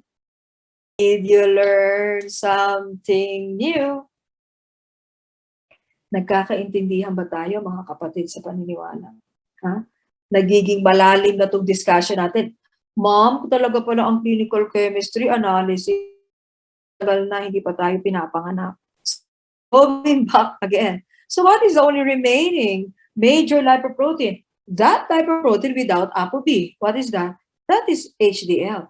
And what is the concentration, guys, of cholesterol and triglyceride in serum of this patient? Ma'am, bakit siya mababa? Because VLDL and chylomicrons are major transporters of triglyceride. And LDL is the cholesterol-rich lipoprotein. Akalain mo lahat ng mga abundances na wala, ano natira sa blood? HDL. Eh, gano'n lang ba kadami ang cholesterol na HDL? 15% ester. Ilan ang free cholesterol? Mga 5%. O, 20% lang yon. O, ilan ang triglyceride ni HDL? 5%. That's why it is low level. Tagal na to, guys, ha? A beta lipoproteinemia is also characterized by what? characterized by what? Normal red cells, thorny, and what are those thorny-looking red cells? Acanthocytes present in a beta lipoproteinemia. And this is the protein. This is the only disease so far with of lipid disorder and hematological disorder. Naku, huwag mong kalilimutan yan, guys. Presence of acanthocytes in a lipoproteinemia. Acanthocytes, a beta lipoproteinemia. Kahit tignan mo yung book mo ng hematology, lalabas yung a beta lipoproteinemia, may acanthocytosis. Tangier disease is the opposite of a beta. Why? Because here, this is markedly decreased and almost deficient HDL. Actually, sa recent study, guys, hindi na nga almost zero HDL na talaga. Before kasi, markedly decreased, almost deficient. Ngayon, already deficient HDL. Because Tangier disease is actually having HDL of 1 to 2. Ganun kababa 1 to 2 milligram per deciliter of HDL. Ngayon, hindi na. Recent study says 0 HDL. So in Tangier disease, the missing lipoprotein this time is the lipoprotein with ApoA. And the remaining are those with ApoB. Nako, what is the cause of that? Of that almost, hindi na pala almost, deficient HDL? Increased HDL catabolism. So anong iisipin mo? Mom, this is so scary, the Tangier disease, because you are prone to atherosclerosis, you are prone to myocardial infarction. Truly. Okay, remember that, guys. That's so important. Okay, so kaya ako pinagsunod dyan, kaya marami nagsasabi, naku, ang lecture ni Dr. Rodriguez, unique yan. Kasi laging magkakasunod yung related. Kasi kung paglalayuin ko pa yan, mahihilo ka pa, guys. So, lagi mong tatandaan, pag tinanong sa board exam, naku, anong sinabi ni ma'am na una, letter A yon. Ay, sa letter A, ApoB problem. So, ang natira sa blood, si ApoA. Yung pangalawa, Tangier, the missing is the HDL. And how about lipoprotein lipase deficiency? Lipoprotein lipase, that enzyme is responsible for clearing, guys, the chylomicrons, for removing the chylomicrons during fasting. Why do we require patient to undergo fasting for 10 to 12 hours? That is for triglyceride. Why? Because this enzyme is so active in clearing chylomicrons from the first hour after eating, after the 9th hour, and up to 9th hour postprandial. Kaya pag sinabing, we need to require patient to undergo fasting for 10 hours. Bakit? Kasi lipoprotein lipase is so active, guys, in removing chylomicrons in your blood and in my blood for 9 hours. Then on the 10th hour, we should be certain it is 0 chylomicron. Ang tanong, nagkaroon ng LPL deficiency. Di wala namang kagulat-gulat, children. What is that lipoprotein which is markedly increased in that plasma or serum kapag may LPL deficiency? Ay, kitang-kita mo, the sample is so milky. So that is increased chylomicron lipoprotein, and that is evidently very high triglyceride. Severe hypertriglyceridemia. Ma'am, totoo ba yung nasa PowerPoint lecture mo, ma'am? Yung triglyceride ng patient, umabot ng 10,000? Naman. Hindi lang 10,000, mas mataas pa dyan. So, ang tanong, ma'am, buhay po ba si patient? Oops, isa-isahin natin, ha? Lipoprotein lipase is very important for clearing chylomicrons during fasting. That's why we require patient to undergo longer fasting hour to give enough time for this enzyme to remove chylomicron.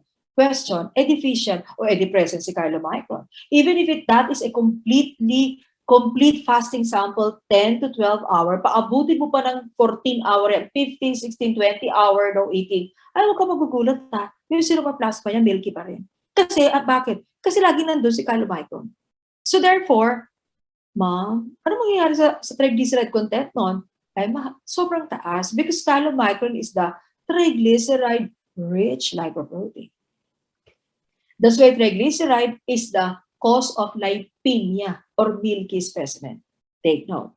Question, will this 10,000 triglyceride due to chylomicron due to chylomicron leads to atherosclerosis and eventually coronary heart disease? What is the answer?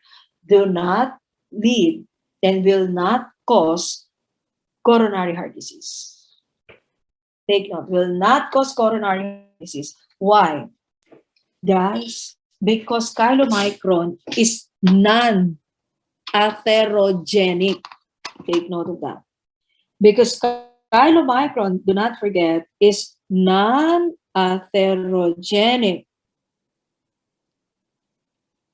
Because it is non-atherogenic. Ma'am, ano ibig sabihin po nun? Because chylomicron will not contribute to atherosclerosis. Take note. Children, there are 4 major lipoproteins. According to your discussion when you were in the 3rd year and MTAP and seminar classes, what is that lipoprotein which is not part of the routine lipoprotein tests? Again, there are 4 major lipoproteins. Which of the 4 major lipoproteins is not included and will not be requested by clinicians as part of the routine lipoprotein tests? Walang magbubuklat ng notes, ha? You will answer that question alone based on your understanding. Ito lang lecture natin ito. At ano yung naaalala mo, Denise, kasi no? Remember, meron kang limited face-to-face internship. Which of the 4 major lipoproteins is never part of the lipoprotein test request? Universally speaking, not only in the Philippines, universally. Makarating ka man sa Mars at saka sa Venus, hindi pa rin siya kasama sa request. What is the answer? Chylomicron. Everybody answered chylomicron. Excellent. That is the answer. Ma'am, bakit si chylomicron hindi siya kasali sa routine lipoprotein test? Because it is non-atherogenic. Because it does not contribute to atherosclerosis. I am sure you will ask me, Ma'am, isn't chylomicron is a transporter? Aha, it transports triglyceride. That is the triglyceride-rich lipoprotein. It transports the exogenous triglyceride. Ang tanong, saan ba tinatransport ni chylomicron yung kinain mong triglyceride? Ay, oo nga. It is in the adipose tissues. Tama. Saan pa? Ay, sa skeletal muscles. Correct. That's why it will not contribute to atherosclerosis because that is not the transporter of triglyceride to peripheral tissues. Children, meron ba tayong triglyceride transporter? Transporter of triglyceride to peripheral tissues? Meron or wala? Pag sagot mo yes, what is that lipoprotein that primarily transports triglyceride to peripheral tissues and atherosclerosis, and that is the cause of atherosclerosis? Excellent, Oraiza Antonio. What is the answer of Oraiza Antonio and Alia Cabrera? VLDL. Guys, huwag ka malilito, ha? 4 ang major lipoproteins. Sinabi ko na kanina, napapaos na ako, children. How will you separate the 4 major lipoproteins initially para hindi mo siya makalimutan sa board exam? There are transporters. Check. Next question. Paano ba tatandaan yung sagot sa board exam? Ano ba tinatransport nila? Di ba sinabi ko, children, 2 ang nagtatransport ng triglyceride, 2 naman ang sa cholesterol. The chylo and the VLDL transports triglyceride. At what level? Chylo is for exogenous, the VLDL is for endogenous. How about HDL? The reverse cholesterol transport. That is from the peripheral tissues to the liver. How about the LDL? Oh, direct and forward cholesterol transport from your diet and intestine to the peripheral tissues. Question. So ang tanong, si trigly ba ay nagko-contribute sa atherosclerosis? Matagal na. Sino nagdala ng trigly doon sa peripheral tissues? Dalawa lang ang sagot ang isipin mo. Si VLDL o si chylomicrons? Of course, the atherogenic transporter of trigly is the VLDL. That explains chylo is not part of the routine lipoprotein test. Why? It will not contribute to atherol because that is the only lipoprotein that will not bring, take note, lipid in significant concentrations to peripheral tissues. Hindi po siya nagdadala na. Not chole, not even triglyceride. That's why it is not part of the lipoprotein measurements. Kaya nakalagay dito, kahit na may chylomicronemia pa, that particular condition will not develop and will not cause coronary heart disease. Mama, anong problem pag masyado mataas yung chylomicron? Malamang pancreatitis. Take note of that. And there's one apolipoprotein that is responsible for activating the lipoprotein lipase. And the activator of lipoprotein lipase is the ApoC2. And absence of ApoC2 is absence of lipoprotein lipase. And pag wala kang lipoprotein lipase, then your blood remains what? Milky. Serum or plasma, both milky. So ang case ng patient bang pancreatitis, malamang that is pancreatitis, not coronary heart disease. Bakit pancreatitis? Because of the absence of lipase. Because lipoprotein lipase is a lipase that targets lipoprotein. And what is the target lipoprotein of lipoprotein lipase? That lipoprotein with very high triglyceride, because the favorite of lipase is triglyceride.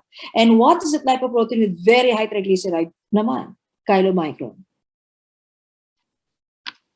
Huwag mong kalilimutan yan. Si lipase po ay galing sa pancreas. Baka isipin mo sa intestine, sa pancreas. One of the enzymes secreted in the pancreas is lipase. That's why it is pancreatic lipase.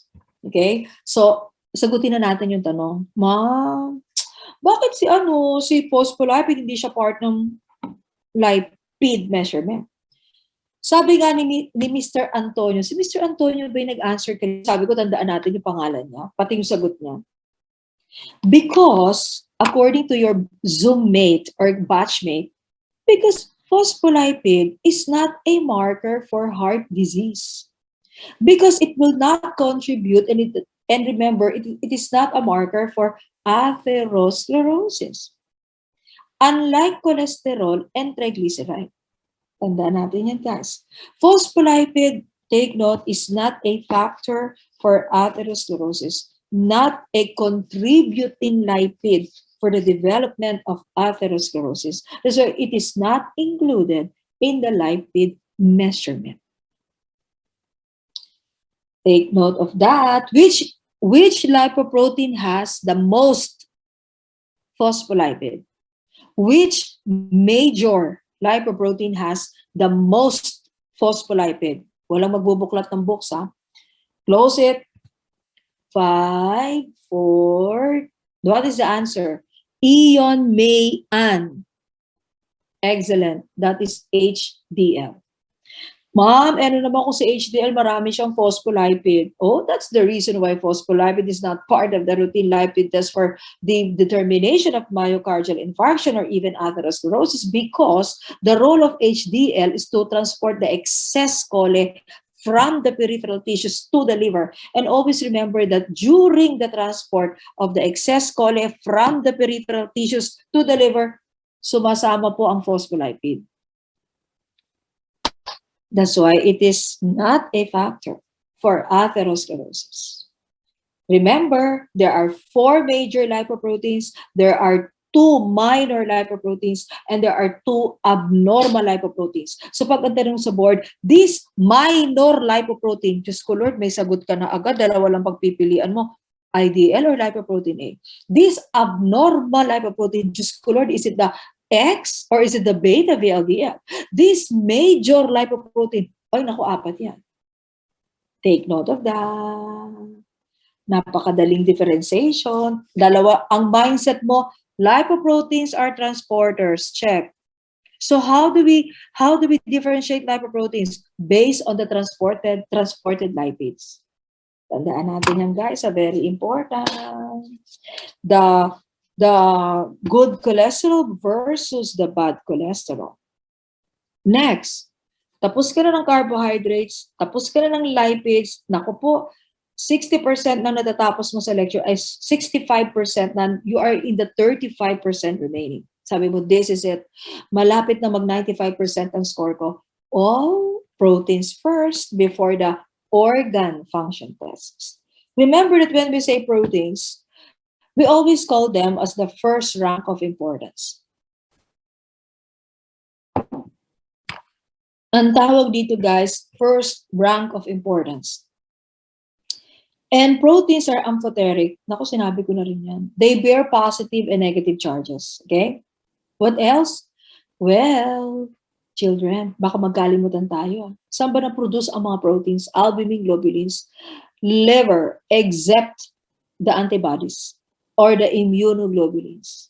That's why we have TP, AG, and AG ratio.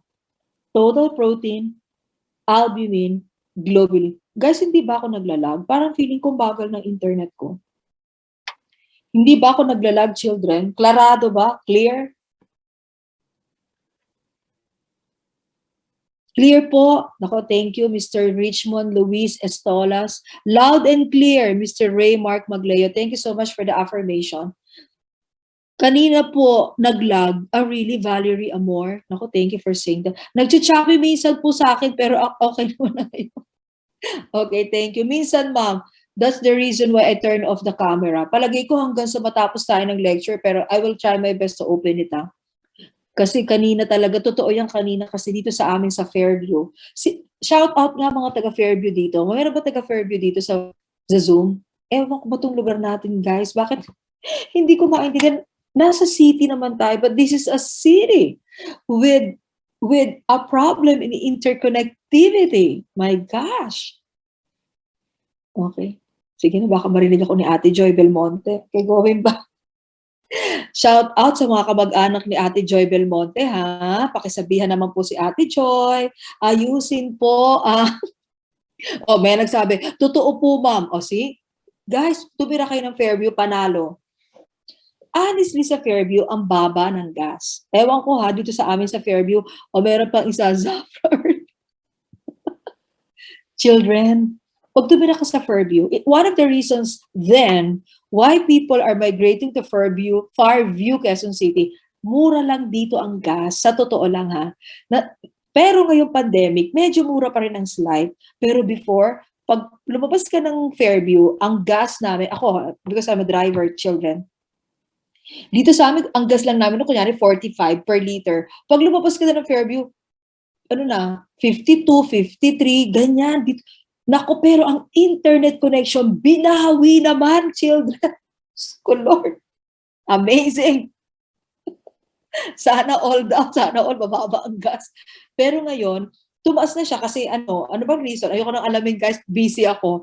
Pero sa totoo lang, internet connectivity dito, panalo. Maswerte nga kayo, dire-diretso. Tanungin ninyo si Ma'am Edith at si Ma'am Jo, pati si Sir Ryan, na i-stress lagi sa akin. Because kung hindi ako nawawala ng internet, napuputol in the middle of my lecture. Kaso po, 2 hours po sa traffic. Tama, Pamela. 2 hours talaga. Guys, ang lecture ko sa Pioneer ng 4 to 9 p.m. Wala naman nagbago, 4 to 9. Nakakarating ako dito sa bahay, 11 p.m., 11:30 p.m. May isa pa kang beses panalo, 12:01 p.m. Kasama ko na lahat ng ghost. My gosh. Okay? So, going, ganon katindi.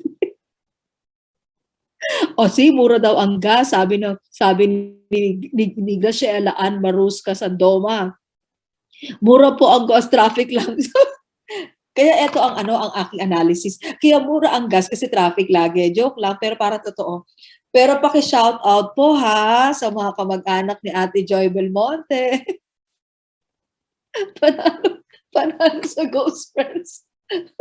Guys, imagine mo, lumabas ako ng Pioneer, 9 o'clock, may tao pa. Pagbaba ko ng FX, ako na mag-isa. Amazing! Diyos ko, Lord! Ganyan ang dinadanas ko.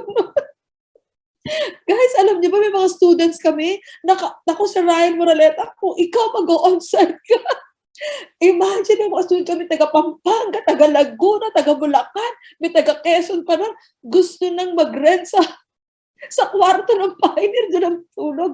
Kasi kinabukasan may lecture is 7 a.m. Ganun katindi. Nakapaligid yung ghost. Buti daw ako nilalamig sa kapaligid yung ghost. Amazing. Kaya balik tayo sa proteins ha. Kaya guys, nako, tandaan mo, baka nakakalimutan mo ha, meron kang liver. Kasi minsan po nagle-lecture ako, children, do you know what is the liver? Yung ibig sunod na papayo ko. Meron ba ako noon? Meron, at isa lang po ha. Malaki siya pero isa lang ha. Ang twins, yung kidneys, baka magkakalimutan tayo. And of course, proteins are produced in the liver. That is the reason why there is total protein, that is TP, A, that is albumin, and there is globulin, that is G. Kaya kung tawag natin TPAG, that is a liver function test. And the TPAG ratio is also part of the liver function test. Ano pang tatandaan natin, children? Guys, what is the most important function of the liver? That if the liver lost that function, it's like you lost the human body. What is the most important function of the liver? Tandaan mo, papasok ka sa Doctor of Medicine. Pag pumasok ka sa Doctor of Medicine school, tatanungin ka, naku, pag nakita sa profile mo, this is a medical technology graduate. Ikaw ang tatanungin sa recitation. Sabi siya, excuse me, future doctor, you are a medical technology graduate. Sabi mo, So therefore, what is the most important function of the liver? Ano sabi mo? Actually, nag-shift po ako in the middle. Hindi ka pwede magsinungaling. You have to answer that question. What is the most important? Ako, hello to the four ladies, Cabubas, Castillo, De La Cruz, and Martinez. Good evening to you. They're only using one laptop. Nako, challenge to sa iyo itong four ladies na to ha. Pag etong four ladies na to, nag-top 1 ito lahat ha, ikaw mag-isa ka lang sa laptop, sila 4-in-1, matindi pa to sa 3-in-1 coffee ha. They were able to answer it straight. Ano sagot nila? Well, nag-hi sila. Hi, ma'am. Children, excellent tong four ladies na to ha. Napakabilis sumagot. Ano sagot nila? The most important function of the liver is to synthesize.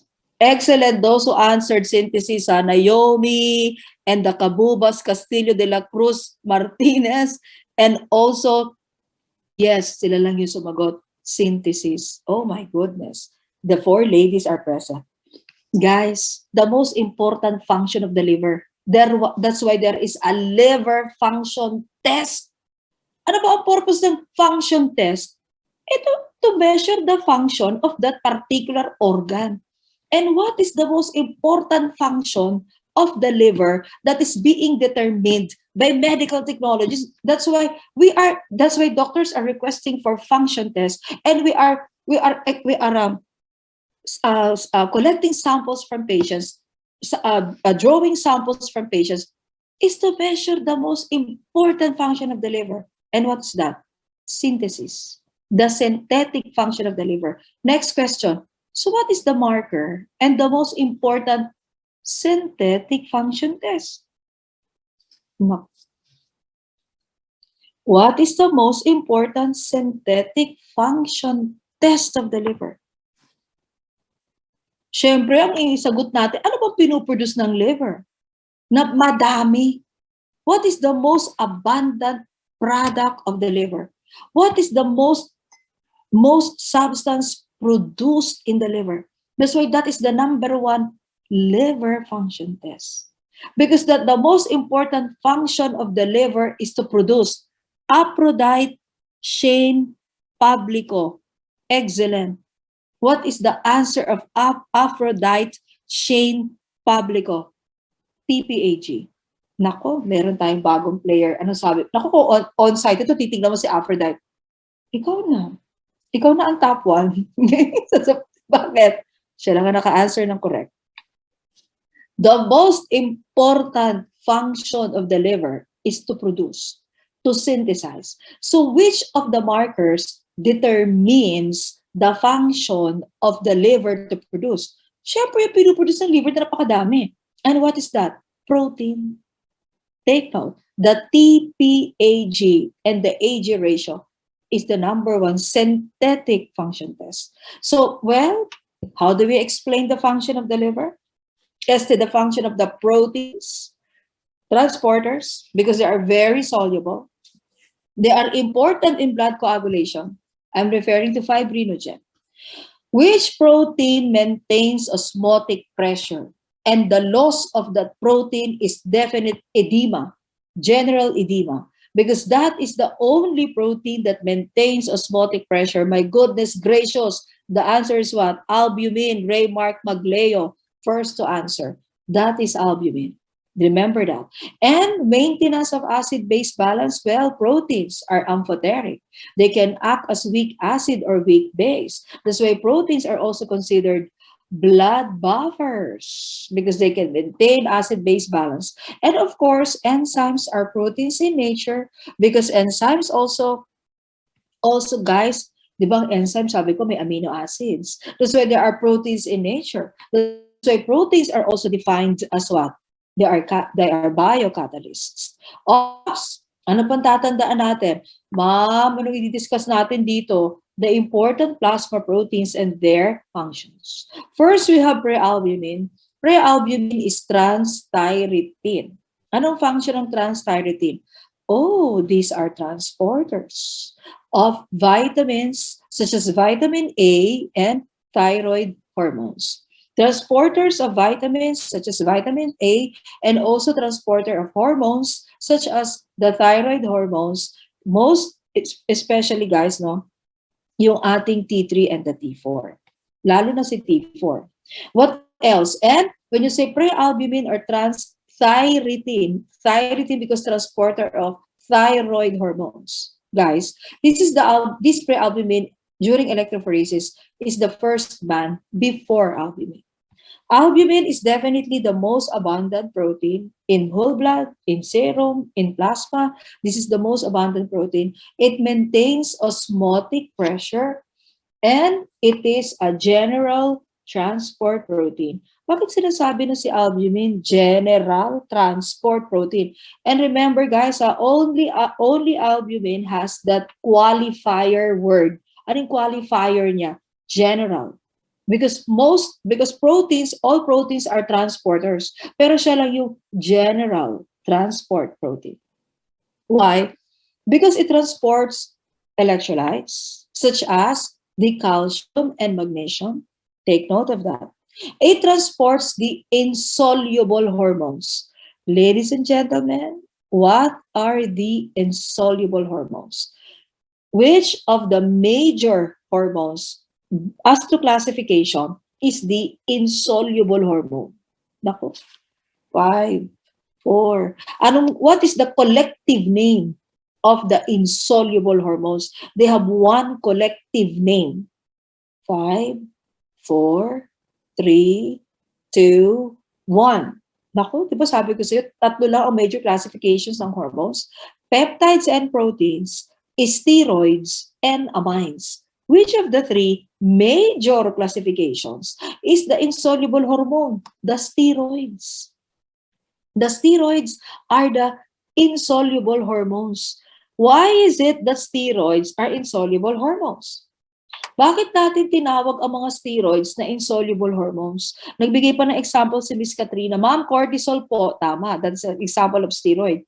Ang tanong, bakit tinawag ang mga steroid hormones na insoluble? Because they are derived from a lipid. And what is the lipid source of all the steroid hormones? Ito sinabi ko lang kanina, yes, Richmond, Luis, Estolas, what is that? They are derived from cholesterol. That's why steroid hormones are insoluble because they are lipid hormones. Remember that. So ano sabi natin kay albumin? Transporter of steroids, transporter of electrolytes. What else? Transporter of fatty acid. Ano pa? Transporter of bilirubin. Specifically the unconjugated bilirubin. What else? This albumin also is the transporter of all the insoluble drugs. Kaya ang tawag sa kanya, general transporter.